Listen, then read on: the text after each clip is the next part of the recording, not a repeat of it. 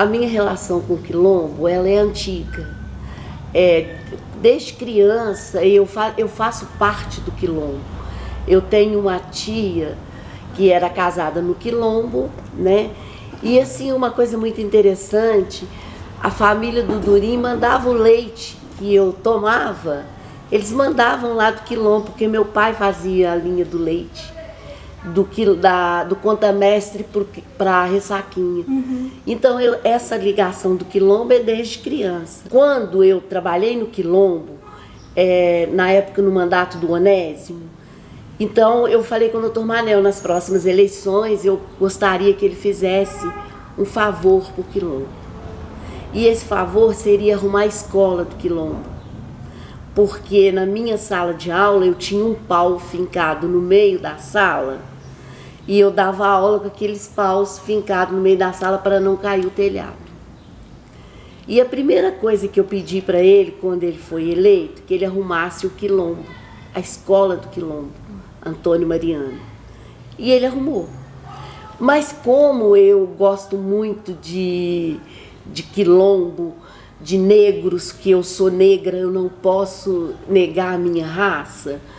E assim, eu vendo coisas do quilombo, que histórias, eu falei, gente, por que quilombo? Deve ter alguma coisa relacionada a isso. E eu comentei isso com ele. Ele não me fez um pedido, ele me deu uma ordem, que era para eu organizar para ver se a gente conseguia um título de remanescente de quilombo. Isso a partir de 2005, nós começamos a trabalhar nesse sentido. Aí isso já foi no segundo mandato dele, que ele organizou muito Ressaquinha no primeiro e no segundo nós fomos fazendo as coisas por etapas. Aí eu falei assim, Dr. Manel, então nós temos que pedir ao FMG, as meninas que estão fazendo história, para que elas venham fazer o estudo. Porque isso foi me orientado através da Fundação Palmares de Brasília. Aí pedi às meninas, elas vieram, ficaram aqui, ele pagou a estadia das meninas. O tempo todo que elas vinham e ficavam aqui era tudo por conta da prefeitura, hotel, tudo direitinho. E elas começaram a fazer o estudo. Então nós descobrimos uma moita de bambu no quilombo, nós descobrimos uma senzala que foi fechada lá dentro do quilombo, na fazenda do Renato, que tem hoje, só que eles fecharam, mas tem as coisas de pedra. E a fazenda do Bandeira foi crucial para nós, porque lá tem a senzala, tudo direitinho. E conversando com pessoas do quilombo, por exemplo, o Durim, que hoje já não está entre nós, ele contou várias histórias do quilombo pra gente. E a professora Rosânia também, ela fez parte disso também, porque na época ela era professora da escola. Então ela também ajudou a gente na história do quilombo. E ela já dava aula lá há mais tempo, então ela ajudou. E assim, são coisas que tem no quilombo, são os dialetos do quilombo, sabe? É tipo assim, se a pessoa quer correr, ela diz, eu vazei na braquiária, sabe? Então são coisas maravilhosas, é um dialeto riquíssimo. Só tem ali, né? Só tem ali. O Durim tinha uma coisa muito dele, que eu acho que a gente nunca deve esquecer, ele te cumprimentava assim, vai rasgando. Aí eu sempre dizia para ele, eu estou costurando. Esse era o dialeto que ele cumprimentava a gente. E eles são umas pessoas muito comunicativas, são carinhosos, sabe? A receptividade que eles têm quando você vá à casa deles é de uma grandeza total. Olha, nós tivemos dificuldades, sim. A primeira foi lá. Se eu te falar que foi tudo mil maravilhas, não foi, não. Porque eu não tiro a razão deles. A primeira foi a desconfiança. Iam perder o quê? Iam ganhar o quê? Então, primeiro eles ficaram com o pé atrás. Mas aí, como eles já me conheciam, eu já dei aula lá, tinha alunos, e assim, a minha família tem uma ligação, igual eu te falei, muito grande lá, foi fácil a gente começar a mostrar para eles os benefícios desse título. Então, o primeiro passo foi a gente fazer uma associação. Fizemos uma associação, porque dentro dessa associação eles teriam que definir o que eles queriam ser, porque eles já eram chamados de quilombeiros. Eles tinham esse apelido de quilombeiros. Então nós ficamos assim, ou continua quilombeiros ou vamos ser quilombolas. Porque eu teria que fazer isso para a Fundação Palmares. Então fizemos uma reunião, reunimos todos da comunidade e houve uma eleição para que eles fossem quilombeiros, continuassem sendo, ou fossem quilombolas. Eles aceitaram ser quilombolas. Isso é escolha deles. Porque a minha participação no quilombo é uma participação profissional. Eu não quero tomar nada de ninguém do quilombo, sabe? Na época o doutor Manel deixou isso bem claro para a gente. Nós estamos querendo elevar o nome do quilombo. Como hoje, a gente não quer nada do quilombo, a gente quer elevar o nome do quilombo. Então aí ele falou, Lourdes, eu quero que seja tudo feito dentro da lei. E foi feito tudo dentro da lei. Portanto, hoje, nós não tem demarcação de terra. Se tiver demarcação de terra, eu deixo essa pergunta no ar. E aí? Como será? Né? Então ela fica no ar. A demarcação, eu acho que ela tem que ficar no ar. Nós nunca exigimos isso. E sempre queríamos mais para o quilombo. E assim, e até chegar ao título, teve gente que riu, teve gente que debochou, teve gente que falou que não ia dar em nada, que era política. Só que nós não estávamos fazendo política, não. Nós estávamos fazendo bem. Porque hoje, quais são as vantagens? Eu vou falar duas só. Eles têm uma Bolsa Família diferenciada e uma conta de luz diferenciada. Duas só. Tem mais.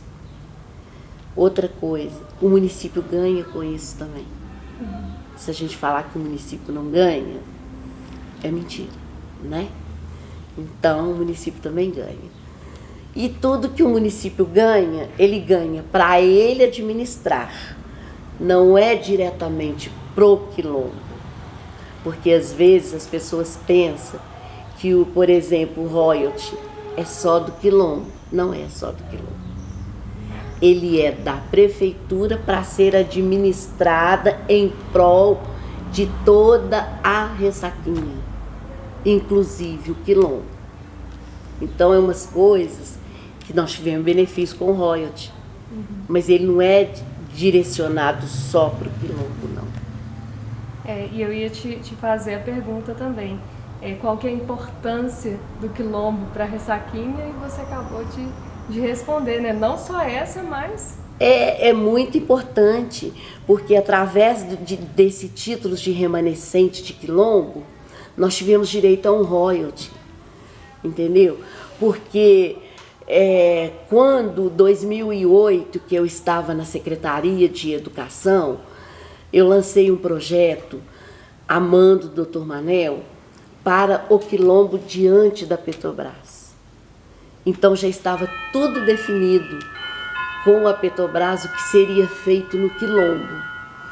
Mas politicamente falando, as pessoas elas interpretam o seu querer com política e não é. Eu quero o bem do quilombo, não politicar no quilombo, é diferente. Então o que acontece? Pegaram o projeto que estava pronto, que o Dr. Manel tinha aprovado, a Petrobras aprovada, e puseram na gaveta. e fizeram uma outra coisa que não tinha nada a ver com aquilo. Que nós perdemos, ao invés da gente ganhar, nós perdemos. Então, agora, eu acho que com isso que a Elaine, a Bibi está fazendo, a Gabriela está fazendo, elas estão retomando uma coisa que a gente já podia ter feito há mais tempo. Mas a política, sim, que ela não deixa você trabalhar, ela atrasa. E ela atrasa o município e depois põe culpa no prefeito. Né? E não é assim. Outra pergunta é: o que mais te dá força para continuar nessa luta pelos direitos, né, da comunidade quilombola, das crianças? Você como professora, o que te dá força para continuar? Primeiro, não é uma força que vem de dentro. Eu vou te contar uma coisa. Eu sofri racismo desde pequena. Desde pequena. A minha mãe fazia umas tranças no meu cabelo e eu ia para a escola. Tinha uma amiga que ela subia no adro da igreja e falava assim: nega do cabelo duro, qual é o pente que te penteia? E eu chegava em casa chorando.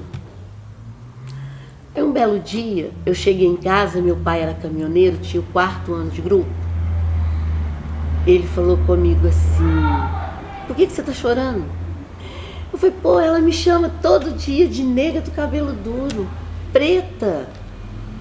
Aí ele falou assim: e daí? Isso aqui é pigmentação só. Manda ela cortar para ver se o sangue dela é diferente do seu. É vermelhinho. E a partir desse dia, ninguém consegue me derrubar mais por ser negra. Eu não gosto que me chama de preta, porque eu não sou descendente de uma cor. Eu sou descendente de uma raça negra. Então, quando eu vejo o quilombo, às vezes, ser discriminado, eu me vejo lá. Entendeu? Porque é muito triste você ser discriminado. E Ressaquinha já foi uma cidade racista. E eu falo porque eu sofri na pele. A minha adolescência não podia entrar no clube de Ressaquinha porque não podia ser frequentado por negros, só por brancos. Aí tem um detalhe: eu poderia frequentar. Eu era negra. Meu pai era uma pessoa super respeitada na cidade. Eu poderia, eu entrava no clube, mas eu olhava as minhas amigas negras do lado de fora sem poder entrar. E isso era doído. Eu era negra também, por que eu podia e elas não? Então, aí você vê, quando tem uma coisa discriminada, você fica triste. Por que eu posso e a outra não? Então, o quilombo para mim é isso. É minha luta. Às vezes, eles falam assim: ah, mas você é sem educação, é isso, é aquilo. Não, gente. Eu não me considero uma pessoa sem educação. Eu falo aquilo que ninguém gosta de ouvir. Porque eles fizeram eu ser assim. Isso é uma forma de defesa. Porque ninguém nunca sofreu um racismo na pele. Eu tenho 2 netos brancos, 2 filhos brancos. E já sofri racismo pelos meus netos. A ponto do meu neto falar comigo: ô vovó, ele não quer que eu vá com você porque você é pretinha, eu sou branquinho. Então, gente, o quilombo é desse jeito. Nós íamos na senzala para quê? Aí tem um detalhe: chama os negros de feiticeiros. Sabem por quê? Ninguém sabe, né? Ninguém nunca foi perguntar por quê. Não, nós não somos feiticeiros. Nós fazemos uma seita na senzala aonde a igreja de branco não nos aceitava. E é a mesma coisa. Se vai no centro de macumba, onde são os macumbeiros, quem está lá? Nossa Senhora da Aparecida, São Jorge. E os negros fazem culto a ela, relembrando os antepassados, os meus antepassados, que não podia frequentar a igreja dos brancos. Então, se você parar e pensar quanto de racismo existe, é doído. É doído. E hoje, às vezes, tem hora que dá vontade de chorar, sim. Eu sou forte, eu não choro na sua presença. Se você me chamar de negra, eu não vou chorar. Primeiramente, hoje eu posso fazer um BO seu. Mas antes de eu fazer isso, eu vou te explicar que o seu sangue é igual ao meu. Todas as suas necessidades fisiológicas eu tenho também. Qual é a diferença? Só a pigmentação. Então, e assim, em relação à criança, eu sou apaixonada. Não adianta. É a tia Lourdes mesmo. Eu tenho meninos hoje que são meus colegas de trabalho. Dão aula na mesma sala, na mesma escola que eu. Nós somos colegas de trabalho. Então, eu venci o racismo. Só o Jéssica Ressaquinha tem um racismo velado. Estrutural, né? É, e esse é muito doído. Existe mesmo. Então, espero que as pessoas parem e pensem que nós somos iguais. Qual legado você quer deixar para as futuras gerações do Quilombo? Ô, Jéssica, a primeira coisa que eu acho que essa juventude está vindo agora, respeito. Eu acho que é o melhor legado que qualquer pessoa, eu como professora, deixo para os meus alunos e para os meus ex-alunos: respeito. Porque a partir da palavra respeito, você tem tudo. Você tem respeito, humildade. Porque se você não tiver humildade, você não consegue nada nesse mundo, não. E as pessoas pensam que por eu ter um grau maior do que você, não só financeiramente, mas culturalmente, eu sou melhor. Não. Eu sou igualzinha a você. A gente tem que se colocar no lugar do outro para ver o que o outro sofre, para a gente crescer. Então, eu acho que a gente tem que crescer com esses meninos, ensinar para eles ser humilde, não é ser bobo. Respeitar o outro não é ser idiota, é ser um ser humano. Eu só queria fazer uma ressalva. Eu gostaria de que deixasse bem claro o meu agradecimento ao Dr. Manuel da Silva Ribeiro. Porque se não fosse ele, nós não teríamos a comunidade Santo Antônio do Morro Grande com o título de remanescente de Quilombo. Porque foi através dele que ele me pediu isso e eu, como funcionária da prefeitura, cumpri as ordens dele. Ao Dr. Manuel, meu muito obrigado, porque ele me fez crescer intelectualmente em relação à história do negro, porque eu tive que pesquisar também. E a Maria Bernadette de Brasília, da Fundação Palmares, que ela veio pessoalmente entregar para nós o título de remanescente de Quilombo, dia 13 de maio de 2007. Muito obrigada.